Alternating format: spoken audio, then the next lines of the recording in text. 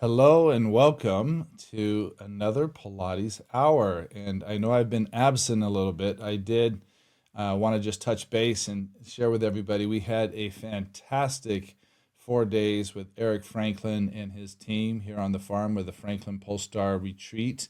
I know many of you were able to be with us and had commented on how grateful you are for the webinars that we've been doing over the last couple years. We are getting up close to the 200 mark and or there. I think the next week or a week after, we're going to have a special celebration for being over 200 webinars produced.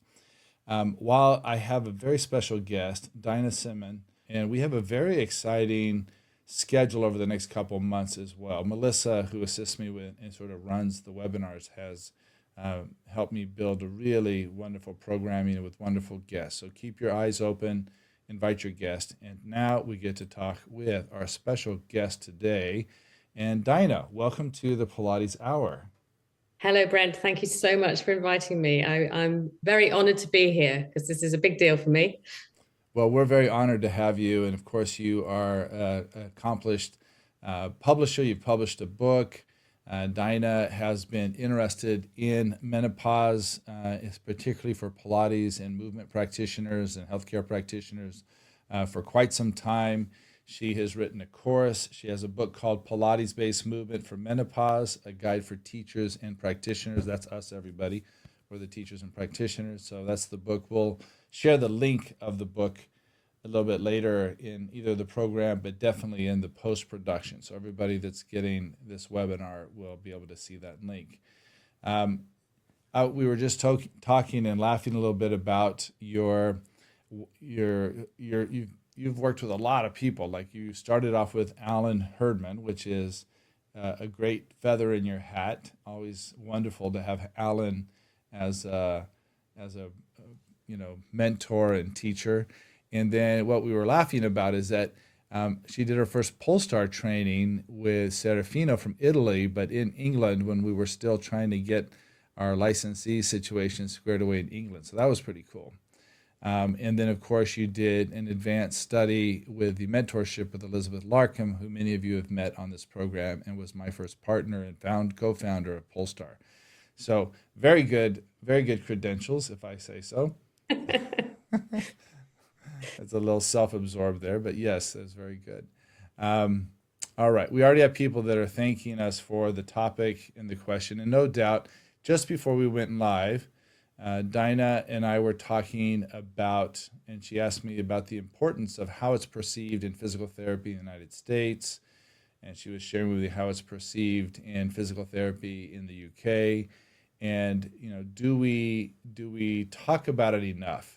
Do we share the information enough? So what I want to start off with is the first question, Dinah, is why will an understanding of menopause enhance teachers' work? Because I think we need to start somewhere of the why. And so here we have hundreds of Pilates teachers, thousands of Pilates teachers around the world going to be watching this. Why do they need to know about menopause as a Pilates teacher? Okay, well, big subject, menopause. And it's a subject which, as you said, I've been interested in for some time. And I felt that over the past 25 years in my teaching, that there were things which were my clients were experiencing, which were due to their transition from peri to postmenopause and onwards, which I wasn't understanding enough. And that these things were influencing what was happening to them in their lives in many different ways. And that it's almost like, I can see the actors, but I can't see the scenery. And what is happening to the body through the hormonal depletion and change has an impact. But if we don't know what that impact is, we can't pick up the signals and understand that and then factor that into how we are working with these individuals. My personal experience of teaching has all been with women, but of course we are talking about trans men and non-binary people as well. So understanding, hormones have a huge impact, and we are aware of that when in our training when we trained to teach women who are pregnant, for example, and Yeah. we're very aware of the changes pre-pregnancy, during pregnancy, and post-pregnancy, and we do specific training for that. And there is massive shift in the menopausal transition. But if we don't know what that is, we're not going to pick up the signals and we're going to miss things, which will, as a teacher, it can quite often become frustrating if you don't understand why the work that you're doing with your clients, which is beneficial, isn't Yeah. actually helping them sufficiently. And, if we have a client who's got an issue with their hip or their back, we will signpost them to a physiotherapist or to their GP or whichever practitioner. If we understand what's happening with menopause, we can signpost our clients and we can have a much greater understanding of the kind of work we need to do to help them. Yeah. Well, I think that one of the things I'd like to do in this webinar in particular, because as I'm looking down the list of names, most what I see are female practitioners from around the world, and a few of us men that are interested as well in that. And I do appreciate you making the statement of, I always say, whether you are somebody that is very supportive of the gender fluidity and the things that are happening or not, the reality is people knocking on our doors are going through these things and they're having challenges and they're having struggles. And our job, no matter what, we were just talking about this morning, talking about interviewing skills, that we have to remove our bias and we have to learn these things to be able to work with them. Because no matter how we slice it, if they have female reproductive organs, they are going to be dealing with female hormone issues Yes. in any state, and we have to be able to, guide them and direct them to the right place and to work with them. So I really appreciate you bringing that up. It's also the month that we celebrate that in the United States. Probably should just be year round. We create safe spaces for all of our patients and clients. Going back to what you were saying, Dinah, as far as how do we prepare? What do we know? I'd love for you to give an example of something that is unique that you've seen or felt as a woman as well, that would be something we would need to be aware of as a Pilates teacher or a movement teacher, that often gets overlooked. Do you have any kind of examples that are sort of the top of your head that? Yeah. So, I mean, it's interesting because if we don't actually have the education, understanding, and awareness of how the hormonal, the female hormones impact the body and how, as we lose them, that changes, then it's easy to assume that anything that we see is a separate event. So, for example, say you have a client, for example, and I've seen this quite a lot, excuse me, women in their early 50s who suddenly start to get dizziness, which may well be, they may hopefully they go to their GP and maybe they have labyrinthitis, or they go to see a physio and they go to have a maneuver to help the crystals in the ears. Nothing changes. And dizziness is a symptom of hormonal depletion, fluctuations, and it can be mild or it can be severe. But if you don't know that, then the assumption is going to be that you have to keep on going down the route of seeing your physiotherapist or your GP to get anti-sickness medicine and to have the maneuver, and you have to live with it. But in actual fact, one of the things about understanding the range of symptoms in the menopause transition, so from perimenopause, you go into menopause, and then you are postmenopausal for the rest of your life, is knowing what those conditions can be so that you have a question mark about it. Absolutely, we always refer our clients to their doctors or their healthcare provider, but understanding the range of symptoms and recognizing what might be happening with your client is something which can then help you assist them to look at the bigger picture. Mhm. Another one I remember from years ago was teaching a client who, every time we did any form of spinal extension, she'd get this crawling sensation in her skin, which in is a symptom of menopause. It's called formication. Hmm. And that crawling sensation can occur at any point, or very, very itchy skin was another one. She would only get it when she did spinal extension, and she was classically in the menopause demographic. She was bang on in it. I didn't know anything about that. She didn't know anything about that. So she just thought it was because she was doing spinal extension. There's nothing wrong with the spinal extension. It was the hormones in her system. So if I'd known that, I would have been able to say to her, oh, okay, I'm going to signpost you to this symptom checker. You're going to fill that out, go to your GP, have a conversation, and see what your hormonal state is. Because as a result, she avoided spinal extension, which isn't good for her. Right, right. Especially when you're thinking of bone density health, we Absolutely. want And as that a teacher, extension. I'm thinking there's something wrong with my teaching. I can't get this woman to do spinal extension without it irritating her, you know. So it can have a knock-on effect to your confidence as a teacher as well. Hmm. I like that. Speaking of being the teacher, one of the things that I wanted to also clarify here is something we talk about in Polestar all the time is scope of practice. And Mm. we talk about, is a Pilates teacher working with in women's health in particular, is that within our scope? And I'm going to say yes right off the bat, but maybe talk as somebody who, and sometimes my bias is skewed because I'm a physical therapist, but I feel wholeheartedly that the continuum of wellness, and health has to include the movement instructor at wherever we feel comfortable in that scope of practice. Maybe you can talk a little bit about how Yeah. you feel about the scope of practice and how you've worked with that. Yes, definitely, because I think it can be a really big issue for teachers who are not, I'm a Pilates teacher. I'm very happy I'm a teacher. I love the fact that I'm a teacher and I'm not involved in diagnosis, but staying in my scope of practice is very important. And I think it's something that we can feel lacking in clarity about. And so the subject of menopause, if we think about it, we will, without a doubt, be teaching somebody who is in some stage of the menopause transition, because menopause can occur in the 20s and the 30s, 40s, 50s, even slightly older for some people. So we all are meeting that. So we are automatically in that demographic.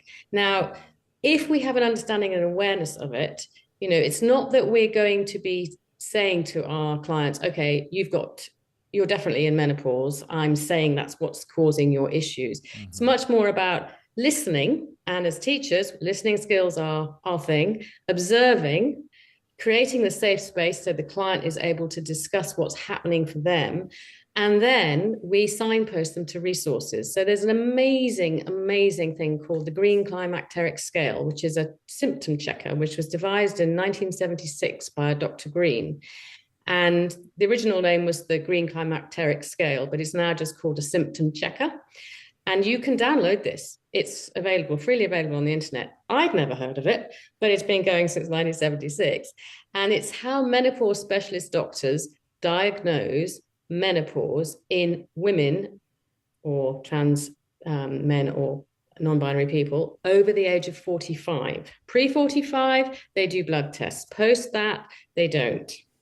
Now, if you've got that as a resource and you are getting signs from your client that perhaps there's a hormonal input into what's happening, you can give them the checker, or you can signpost them to download it and signpost them to their GP. That is completely within our scope of practice, and education about health and well-being is what we're doing all the time. We talk about shoulders, we talk about hips and knees.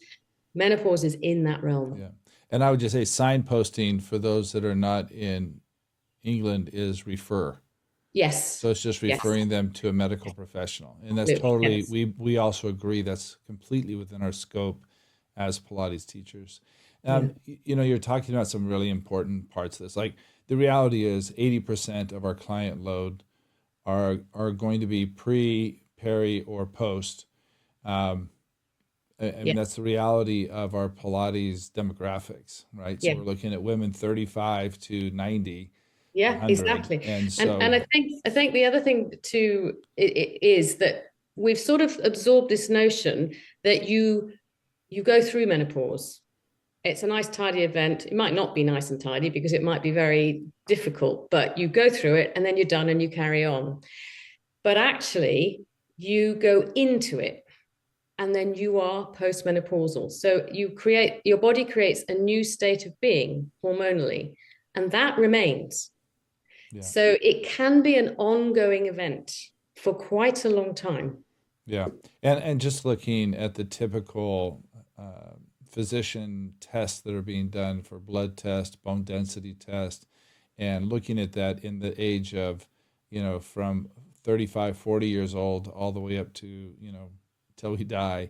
But it is very interesting to look, and even just as I'm observing as a man, looking at my changes hormonally over time, also is something that is just not addressed enough, of like men having their testosterone converted to estradiol and having, harder time getting strength and power in their muscles, and soft tissue and adipose deposits in the weirdest places. And, so I do think this is really important for us to be talking about. And I think it's something that affects really all of our clients. I mean, unless you're working pediatrics, what Mm, you're talking about, Diana, affects everybody. And I mm, think the key thing here, and this is true with, you mentioned other things like hips and knees and shoulders and neck and back.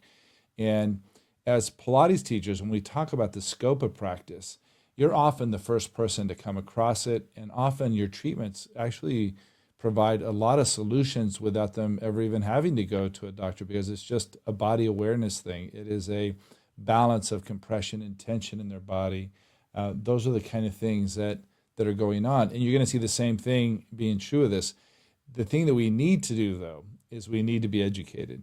mm. We need to be aware of what these things are. And this is why I often say, look, being a movement teacher is probably one of the hardest jobs in the world, professions in the world. I don't want to say job, professions in the world, because you have to understand everything about physiology, psychology, sociology, emotionology. I mean, it just goes on and on because movement is so complex.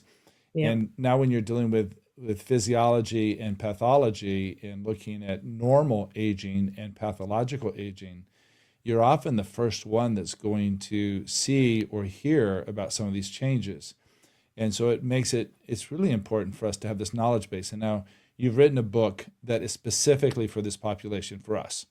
Yeah. And I would say even for a physical therapist, an occupational therapist, that this book is allowing us to be able to understand and get a little more information about hormonal change, particularly in as you said, women, trans men, and non-binary, but individuals and people with female hormone changes in their life, and for us to be able to be very aware of what that looks like, what the expansiveness is. I can tell you, I've had patients that have had min to none kind of symptoms or things with their change, and I've had women that have had it for 20 years, still having hot flashes and different changes and mood swings and things like that that are very directly related to the hormone changes. So I'd like to shift gears just a little bit. And before we do that, Dinah, we have some questions Mhm. that are up on the Q&A board. So thank you everybody for asking questions. Um, let's just take a look at a couple of those. It says, I'm very interested in understanding the weakness of pelvic floor in perimenopause and postmenopause. And Mm. then the next one also talked to, well, we'll go to frozen shoulder. That's a whole other topic that I like to talk about too. So let's talk a little bit about weakness as a sign of muscle weakness that they might observe in this stage Yeah. of our lives. Yeah. So the thing about our hormones, the if we take estrogen, we have testosterone, we have progesterone. Those are three female sex hormones.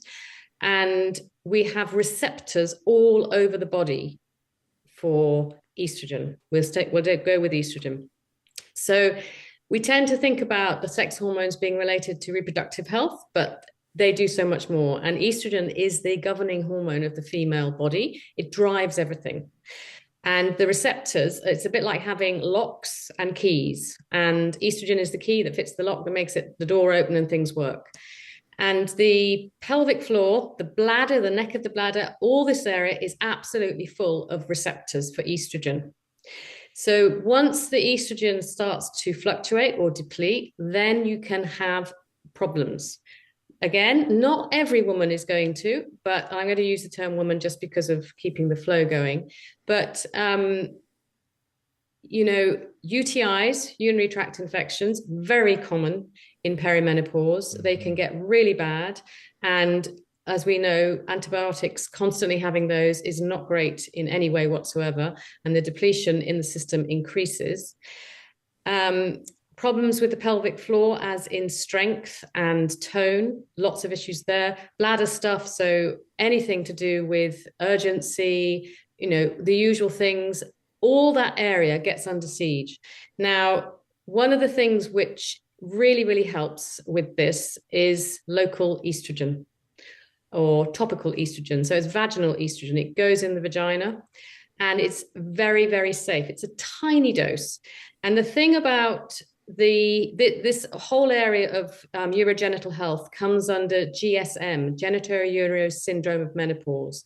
So that's a whole sphere of symptoms, and it's something which does not get better. So if we think to ourselves, okay, I'm just going to, it'll get better once I've had menopause, that is not the case. It is something which does not improve by itself. And there's a lot of issues for women with the vulva as well, and pain, itchiness, soreness, burning, dryness. Our skin dries out. Also, vagina dries out. So having that vaginal dryness, which is what people think about, the whole area is impacted. So not just bladder and the pelvic floor.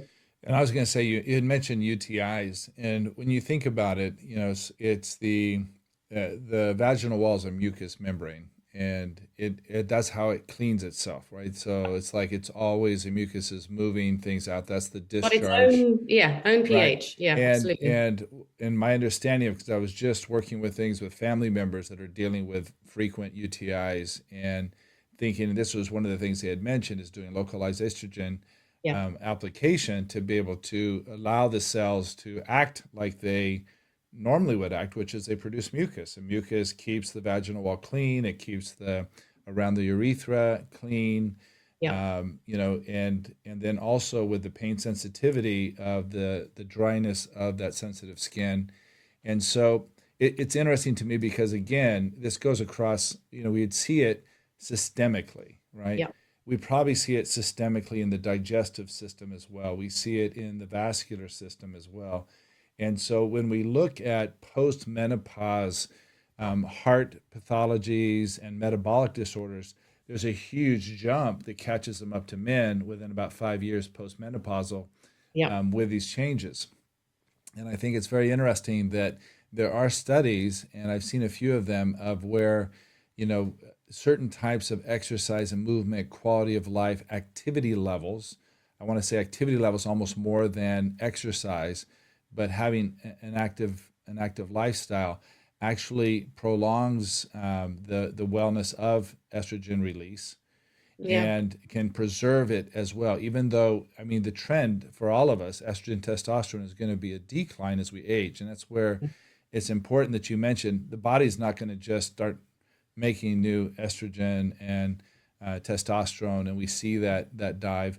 And I also have learned recently, looking at some more functional medicine, that there are a lot of things from many bouts with antibiotics and many types of gut biome changes and certain toxins that we get exposed to, or vector infections from things like ticks and those things, that also amplify the natural process of aging and menopause. So it's like a lot of times, I think we're going to be, as we look at this more and more, vaccines, there's a lot of things that are messing with the genetic makeup. And when you mess with that, it's going to mess with any hormone production. So not just sex hormones, which we're talking about today, but sex hormones influence, aldosterone. It influences other types of hormones in the body from the hypothalamus. So it really is systemic, and I think that's the point that you're making. Mm. And even though we see it often in a pelvic health issue, or we look at it, in temperature management, for example, the hypothalamus is responsible for temperature management. which I'm sure you can talk about in droves. But I think it's important for us to understand it's systemic in the whole body, and these changes affect the whole body. Hence, dizziness, Mm, dryness of mouth, vaginal dryness, those mm. kind of things all go in the Yeah. same bucket. So when we see those things, we can, at least understand where that's coming from. Absolutely. And with something like GSM, with the vaginal issues or bladder issues, it can be so easily helped with this very simple dose, very tiny dose, which is so safe, even for people who've had breast cancer. They can use this. Mm, I've worked with women who've been using this because, it is safe and it can change lives, yeah. but you have to keep doing it. I hear what you're saying. It's not going to cure it. It's going to provide a solution to the effects of it. Mm. Let's go to the next question. The next question actually is one that I think all of us have also seen that is associated. It's not exclusive. It's not directly correlated, but it is associated with menopause and menopause time, and that's the frozen shoulder. Mm. Um, in your book, do you talk about that? Do you talk about it in your course as far as things that we might see as Pilates teachers? Yeah, most definitely. And this is again another reason it links in with talking about hormone therapy as well. So the musculoskeletal syndrome, which it's now being given a name, but the aches and pains, which a lot of women get, bone, muscle joint, connective tissue pain, and condition. If we take frozen shoulder, for example, I do talk about that. And as you know, the demographic typically more women than anybody, 40 to 70. That is slap bang the menopause demographic. And, I've taught women, I remember one in particular who had one frozen shoulder, then another frozen shoulder, and she was early 50s, and it took up about 5 years of her life eventually. And the menopause specialists in the UK and in the US, I think also in Australia, are classifying this. It comes as a symptom of menopause. So if you have a client with a frozen shoulder, yes, of course, you're going to signpost them, refer them to their physiotherapist, their GP, but also flagging up what about the hormones, which again is where the symptom checker is helpful, because if they're ticking a number of different symptoms, then this may be one of them. And it is something which there is now research from Duke University, actually. They've been researching it, which is great to understand the link better. And to also, they've been looking at the effect of hormone replacement therapy for women who have been using that in avoiding frozen shoulder, or does it help frozen shoulder? Interesting. We definitely will put in the link for the symptom checker if you haven't found it on your own. I think that's going to be a valuable tool for Mm. all of us to have in our studios and clinics to make that happen. And just, an FYI, frozen shoulder, we could do a whole topic or two on frozen shoulder, but I always like people to understand that it's not what it appears like is it needs time. And there's a time where it's going to be frozen, it's going to be painful, it's going to be frozen non-painful, and then it gradually comes back. And sometimes it can be 4 months to 12 months for it to happen. So again, when you see this, I think sometimes we get overzealous, like when we talk about scoliosis. Oh, Pilates cures scoliosis. It's Mm. not curing scoliosis, it's giving somebody with scoliosis a better quality of life and function, right? That we're not going to change the nature of idiopathic scoliosis. We can just improve the functionality around it and hopefully minimize the effect of progression of the curve and even minimize the curve, but the nature of the curve is still there. Likewise, with a frozen shoulder, I think that we have the best environment in Pilates. If you're just even thinking of like the tower bar in supine and things that are unweighted and supported and assisted that allow people to have positive movement experiences, even though it's going to be a 4 to 12 month journey of getting that range back. If we understand it in the scientific standpoint and we're seeing it on the table in front of us, we can make the client feel a whole lot more comfortable in their journey and not try to think that, oh, we're going to manipulate this or mobilize it and we're going to get it all better.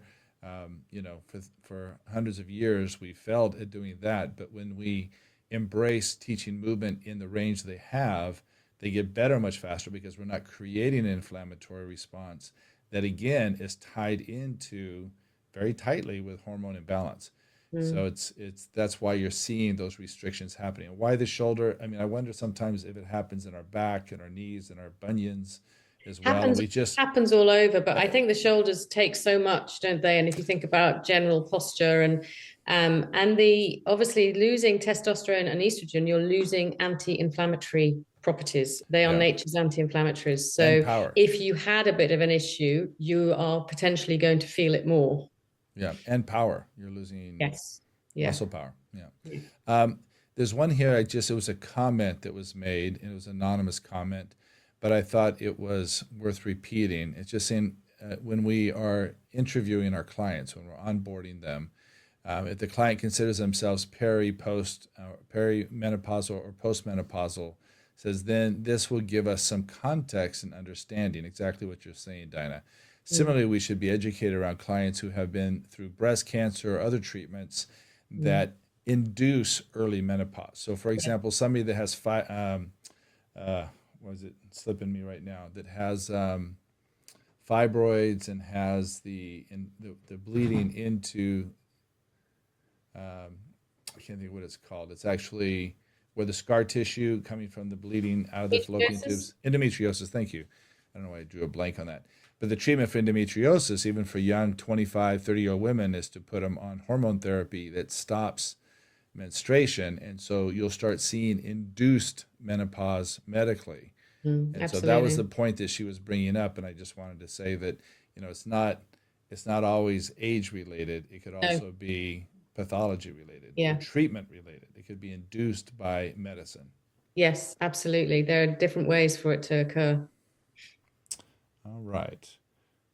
There's one here from Elena and Smirnova, and she says, are there any special exercises for women in menopause? What exercises I should avoid in this case? So, looking both at indications and maybe precautions with exercises. Anything that you, So I think one of the things that I love about Pilates is that it fits the remit so well for this demographic because we tick so many of the boxes. We do need to be aware with our clients of whether they have got osteopenia or osteoporosis, because obviously that is going to impact our choice of exercises in terms of movement, in terms of flexion, and so forth. So that ties into this demographic, full stop. You can't, I don't think you can separate it. Um, but if we think about what is happening, we're losing muscle strength, we're potentially losing bone density. And if we're not taking hormone therapy, then that will happen. But depending on your diet and your previous exercise history, genetics, lifestyle, obviously you can really work on your bone density, but you've got muscle strength, you've got connective tissue issues, you've got weight issues potentially. So there's a lot of different things. Pain, dealing with people who've got a lot of pain. Um, Again, the dizziness, loss of coordination, loss of balance, all of these things can happen in this demographic. So we cover all these things in what we teach. So I don't think, for me, there is no new method. Pilates is the method. But knowing who you're teaching, that's why it's important to know what's going on with your clients so that you can fit the exercise for the clients. yeah, Now, it might be that you want to say, okay, I'm going to do a specific strength mat course, or we're going to have a strength workshop, which is particularly to get women to understand the absolute need to work on their muscle strength, because sarcopenia, which is that loss of muscle mm-hmm. and function in older age, starts when we start to lose our hormones. Now, it lots of women don't understand that.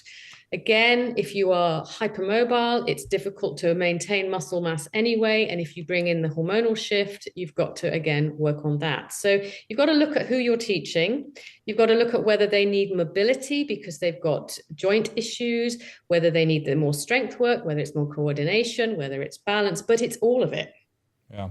I'm Yeah. glad you said that because I feel like it's such a comprehensive whole body workout and it's a Yeah. comprehensive whole body problem. Yeah. And therefore, it's not specifically strengthening, but it's understanding that because of chemical induced weakness or range of motion limitations, we just need to be sensitive to it. And again, the more that we maintain and grow in our movement forms, our activity levels, the less it progresses, the better we function, the happier we are. Those are all things that have been shown over and over again in the literature is you are the process of creating happiness in their life from them being successful in their movement, even Yeah. when they feel like sometimes they can't do the movement that they might have done earlier in their lives. Yeah. And again, I would say this applies equally to men and women in the Yeah. aging process. So if we were to look at geriatric studies, the studies do show that even after 90 years old, training and conditioning can improve balance, strength, and flexibility. It's just a whole lot slower, Mm. the outcome. So it's like the earlier we can get to somebody and they can be involved in their home exercises and increasing their walking and their daily activities, the Mm. better longevity they're going to have, the better Yeah. quality of life they're going to have. And it's a whole body thing. So we're equipped for that. So Totally. And I'm glad you said that. proprioception, body awareness is a Yes. big thing, and lots of women and, people who go through this phase don't want to be in their body. They don't want to be, they're having such a difficult time.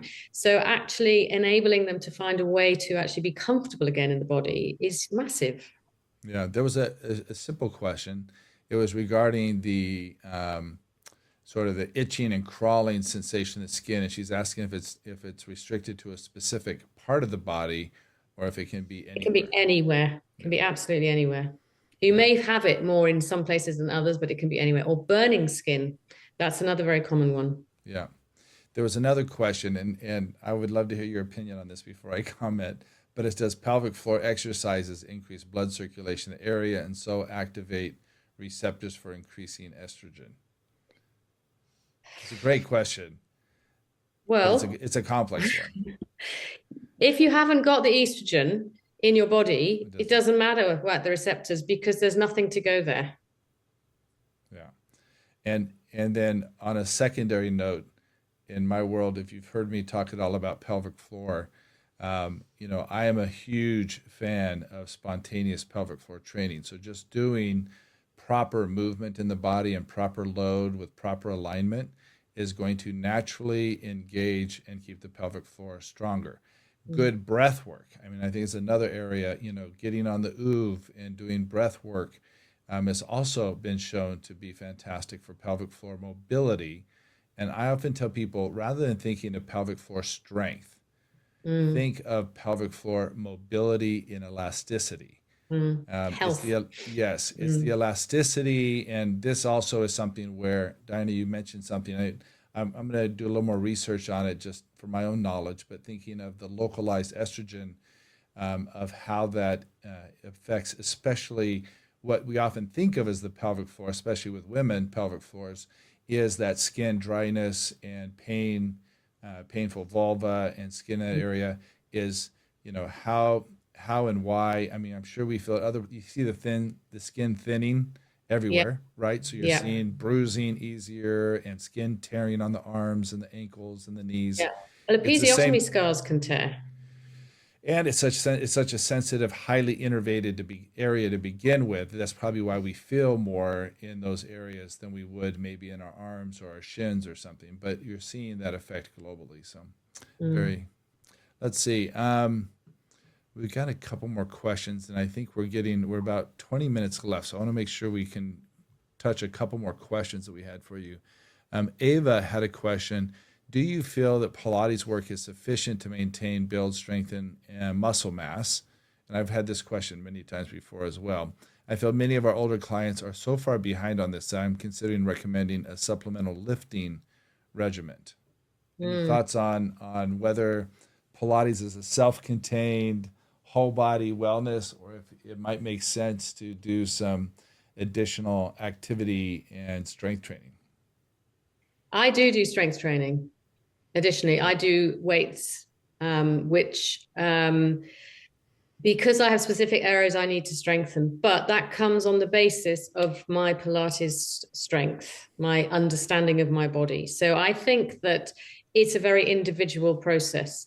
And you can obviously, if you're doing mat work, you can add in weights. There's a very simple way of doing that. But if you are concerned about bone density, if your client is safe and your client understands how to use their body, and wants to up the load, then doing strength training would be appropriate. Yeah. Yeah, I'm a big fan of it. I think that our muscle tissues and connective tissues can benefit from it. And I always just think that, look, alignment first, load second. Yeah. And particularly dynamic alignment. We're not talking about static alignment, but dynamic alignment, that they really understand their body and space, they will get the best benefits of load.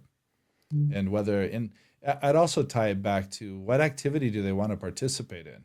Mm. If you got a 70-year-old woman that is happy playing mahjong, um, I don't know that. I think it's going to be more postural, and education of movement might have greater benefit than a 90-year-old woman that says she wants to continue playing golf and being able to swing a golf club and walk a golf course. So it depends also on the individual. Very Yeah. important.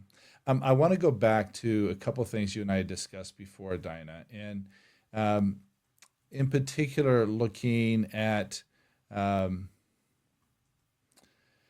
like additional skills that might be required when working with people with menopause or Mm. going through menopause. Like what would you suggest to this population that's here today, to those of us that are Pilates teachers, physical therapists, um, yoga instructors, gyrotonic instructors, Feldenkrais instructors? The list goes on and on of people that are here. Many of them are crossing over multiple areas. But Yeah. in particular, with the topic today, do you have any sort of like suggestions for them of where they might start and where you started? I mean, it's not enough to say that I went through menopause, therefore I know everything. There Yeah. has to be resources that you have found to be very helpful, Yeah. and we would like to share some of those on top of your book, which we'll talk about in a few minutes, your courses that you're teaching. But what are some other resources that our listeners can take Yeah. advantage of that you found very helpful for you as a Pilates teacher? I agree with you. I was very fortunate in that I was able to work with menopause specialist doctors. So I got to know several. And so I did a lot of learning from them.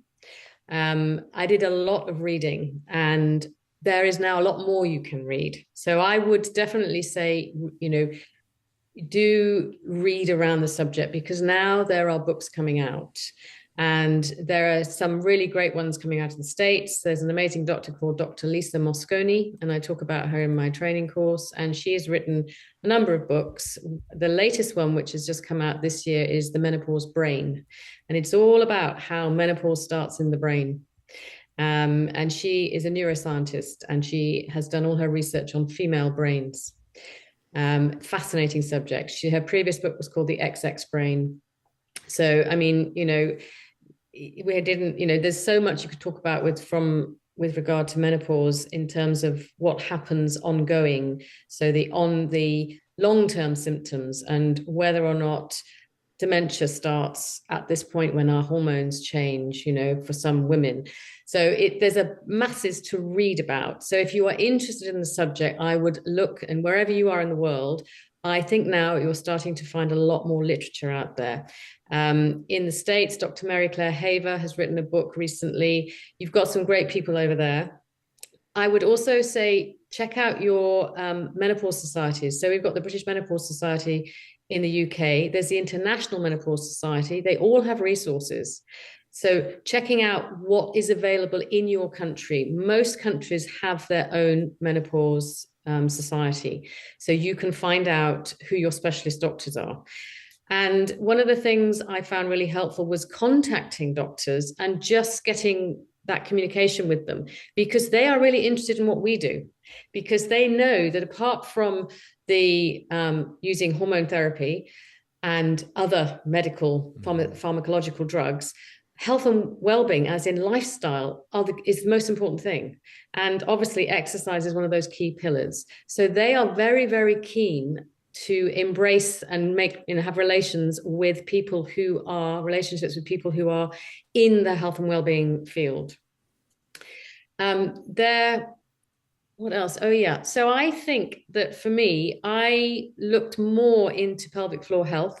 I took more training in pelvic floor health, even though I've done quite a bit over the years. I wanted to understand more specifically how to support my clients. Also, osteoporosis, making sure you're up to date with your understanding of movement protocols and how to support your clients in bone loading, I think is really important. So those two spheres, very important.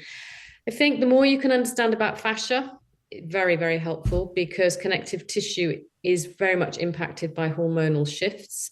So I think there are some general areas which will also enhance and reinforce all your other work, but taking on the menopause slant, so reading more about it and talking very much. That's another thing I did, was talking with family, friends, clients, getting the conversation going about what people's experience is. And that's one of the things in my book. I've got contributions from teachers around the world whom I've taught, because, so many of them said, well, I would have a hot flush when I'm teaching and I never even mentioned it. Well, why aren't we talking about it? So talk about it, get the conversation going. So Well, it the needs to be normalized, but transparency, not the yeah, suffering. yeah, the I mean, transparency is important. And it's just like us talking about pelvic floor health and incontinence. It's yes, like nobody wants to talk about incontinence, but everybody has it, at a certain age, and everybody has dealt with it. And how do we present that? How do we discuss that in a way that is not, shameful or absolutely. embarrassing? And You've got to work with empathy, because, you know, so there are so many areas that, women are suffering. People are suffering at this time, and lots of them do not talk about it. So the more we can share, and I've always found sharing my experience, it means, people feel safe to talk about their experience. yeah, I find the same thing is true. And we do establish that rapport with them. And when we understand a little more completely what they're feeling, and whether it aligns directly with the pathology or not is irrelevant. It's what they feel. Yeah. And when we can state back what they're feeling, we have a better way of understanding what might be a good intervention and Yeah. to create that positive movement experience for them. There were a couple other, I don't want to call out their names, but just individuals that have dealt with dizziness, they've dealt with weakness, they've dealt with loss of range of motion, they've dealt with, tightness in the hips, and also feeling that it's associated with somewhere in the menopausal cycle. But one thing that sort of stood out to me, and again, just thank you for sharing that, everybody, because it is, I think that the more that we talk about it, the more common it would be to be able to find solutions for it, and the more that we can help our colleagues and our clients with that. What I was going to say is that there was a question about age of being able to have things like bone density test and having your hormone test done. And I know that there are certain guidelines in certain medical systems. So in Mm. certain countries, you can't get a DEXA scan until you're 50. Mm. Well, it's saying you can't get a DEXA scan that's paid by insurance, but a DEXA scan cash only costs about $150. It's a Mm. very inexpensive, very simple test. So you might think also of being outside of the box sometimes, not always being a victim to to what society says, but understanding, especially if you're having some of these symptoms, or you're at high risk, or if you had um, chemotherapy at some point in time, or you had heavy steroidal treatment at some time in your life for an impairment or a disease. Those are all things that greatly impact bone density. And the same thing with hormonal well-being, hormonal balance. It's very simple to, when you go in to see your gynecologist, to be able to ask, can we get a baseline blood level on my hormones, and just to see where I'm at right now at 35, at 40, and to be able to be aware of what your baseline is, so we can see the changes that are happening, or predict what kind of things might be in front of us. And more importantly, there's things that we can do, as Dinah's mentioned, whether it's uh, medicine, whether it is other types of interventions, nutrition, that can help improve the quality of life or prevent some of those impairments coming down the pipeline. I'd like you, just for the last part here, Dinah, I'd love you to talk about your book. Let's Yeah. let's go in and talk about your book. And I don't know, Melissa, if you have a picture of the book too. Yeah, there it is. I don't know. I just think of throwing it up so people can see it. We're definitely going to post it in the post production.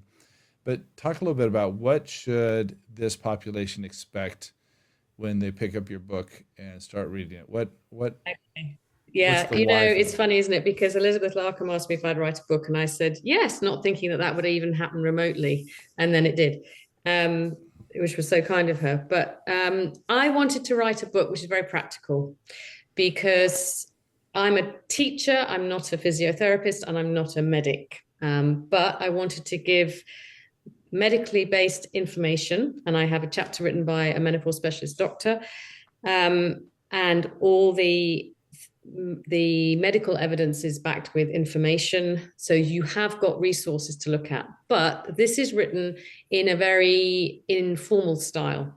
So I am talking about the history, cultural, evolutionary history of menopause at the beginning, giving some background information, then going through the different phases. So understanding peri to post-menopause, talking about the hormones. So there's some science in there, but I mix it all in with a number of different things. So it's got, funnily enough, it's got little boxes called Think Outside the Pilates box. So it's also about self-development for teachers, getting teachers to try different things for themselves and also for their clients.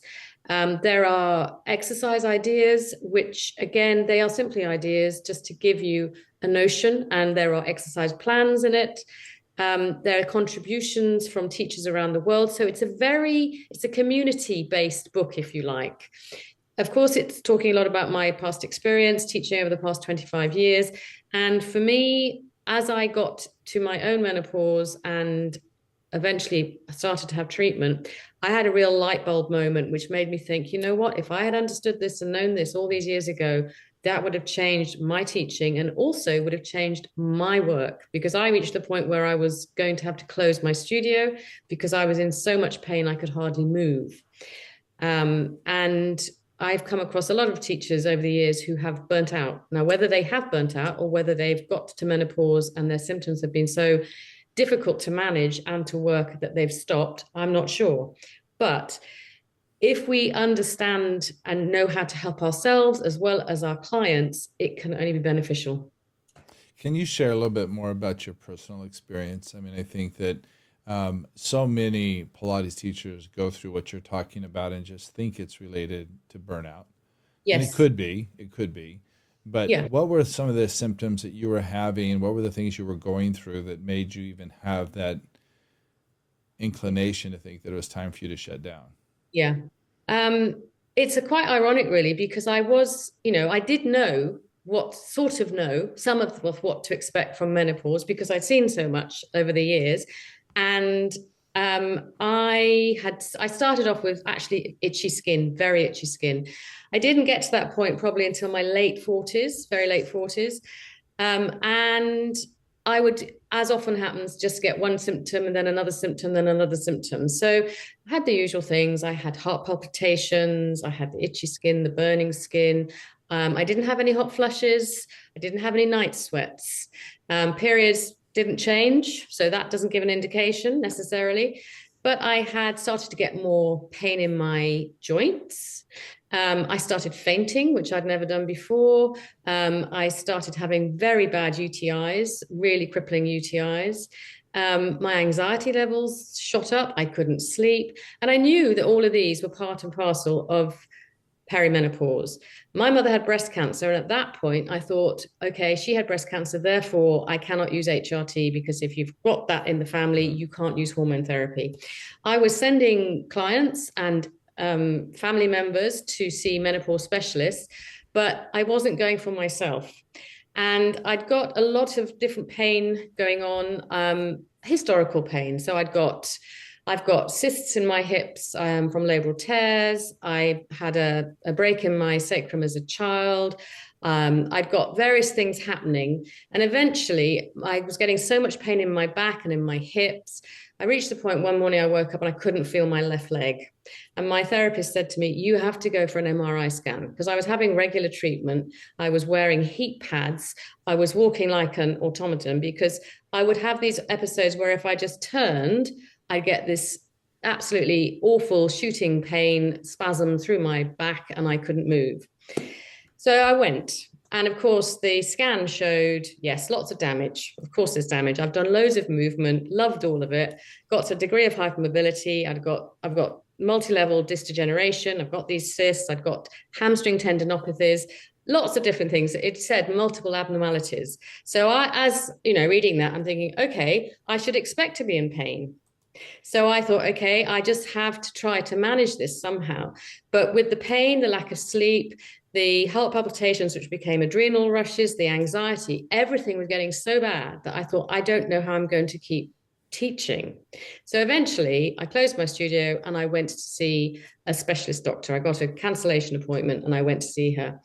And from that, I started on a very low dose of hormone therapy, which didn't do anything for my pain, but it made me able to sleep, the palpitations lessened. So once you can sleep, you can start to manage a bit more. So it already felt a bit better. I upped my dose of this transdermal HRT after 6 weeks. And within 3 days, all the pain in my back disappeared. And I mean, Mm. all of it. And it was an absolute revelation to me. Now, of course, I still have the damage. I know that. And I will always be doing movement practice to support that. I still have the tendinopathies in my hamstrings. And so I have to be careful what I sit on. I have to be careful how much walking uphill I do, all these different things. And I know that. But I am back to doing so much more than I could possibly do. That So is that was so a great. light bulb Yeah. moment for me. And I think the teachers should know that inflammation can be really severe or it can be mild, but that hormonal influence is enormous. Yeah. You know, you made me think of something there as you were talking, Diane. I know our time is up just now, but when you think of those of us that are attracted to this type of work, a lot of us are naturally flexible. A lot of us come from the dance world, we come from the gymnastics world. We find pleasure in moving at those kind of ranges of motion. But we also happen to we're somewhere on the hypermobility spectrum, possibly even EDS, Ehlers-Danlos syndrome. And then you think of going into menopause and you think of the underlying nature of our bodies, whether it's within the normal bell curve or not. But if you lay on top of it, or I should say, and when you lay on top of it a normal menopausal process, it's going to manifest differently for somebody who has hypermobility Yeah. in their aging process and somebody who has, real by nature, a different construct in their body. They're a different part of the bell curve. And that's why the manifestations of menopause can be so different for different people. And Yeah. you also talked about like the genetic predisposition that your mother brought to you, that we all get from our parents. And those are things that get affected differently from anything that's a trigger. So what I want to say to that is if we had, a hypermobility problem, if we had some kind of disease, if we had a genetic predisposition, menopause will cause change. And Yes. it's just what does it trigger? Yes. And I feel more and more now the literature looking at how do we minimize the risk of triggers. Yes. And if we could have caught your triggers a little bit earlier, knowing you're on the hypermobility spectrum and dealt and realized, still taking into consideration the HRT risk, but looking at what are some ways that we could, with nutrition and movement, minimize the negative impact that early perimenopause had on you mentally, physically, spiritually, financially, the Exactly. whole kit and caboodle. And I think this is where the take home message today for me is if I can increase my awareness of it, me, Brent Anderson, and with my clients and when I'm teaching, that one, I can increase the awareness and transparency of something that's so normal as pre, peri, and post menopause. Yeah. And number two is that I can also increase my education about it to know a little bit more about how the sex hormones impact our well being and how things that we can do to either slow down the progression of that decrease or that we can do to cope with it in a way that we're healthy. As you're saying, you're back to life.